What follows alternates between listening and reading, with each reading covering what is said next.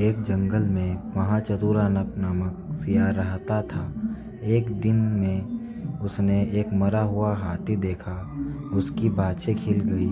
उसने हाथी के मृत शरीर पर दांत गड़ाया, पर चमड़ी मोटी होने की वजह से वह हाथी को चीरने में नाकाम रहा। वह कुछ उपाय सोच रहा था कि उसे सिंह आता हुआ दिखाई दिया। आगे बढ़कर उसने सिंह का स्वागत किया और हाथ जोड़कर कहा, स्वामी, आपके लिए मैंने इस हाथी को मारकर रखा है। आप इस हाथी का मांस खाकर मुझ पर उपकार कीजिए।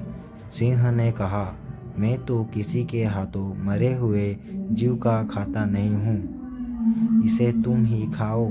सियार मन ही मन खुश तो हुआ, पर उसकी हाथी की चमड़ी को चीरने की समस्या भी हल न हुई थी।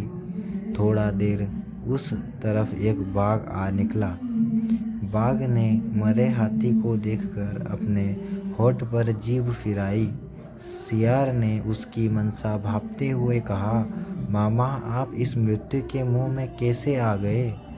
सिंह ने इसे मारा है और मुझे इसकी रखवाली करने को कहा है। एक बार किसी बाघ ने अपने शिकार को जूठा कर दिया था।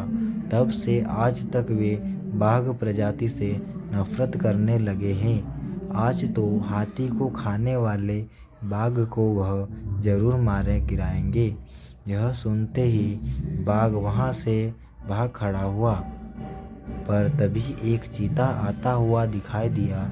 सियार ने सोचा, चीते के दांत तेज होते हैं, कुछ ऐसा करूं कि यह हाथी की चमड़ी भी फाड़ दे और मांस भी न खाए।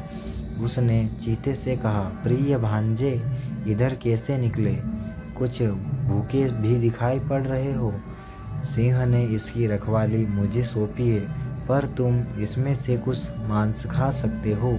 मैं जैसे ही सिंह को आता हुआ देखूंगा, तुम्हें सूचना दे दूंगा। तुम सरपट भाग जाना। पहले तो चीते ने डर से मांस खाने से मना कर दिया, पर सियार के विश्वास दिलाने पर राजी हो गया। चीते ने पल भर में हाथी की चमड़ी फाड़ दी।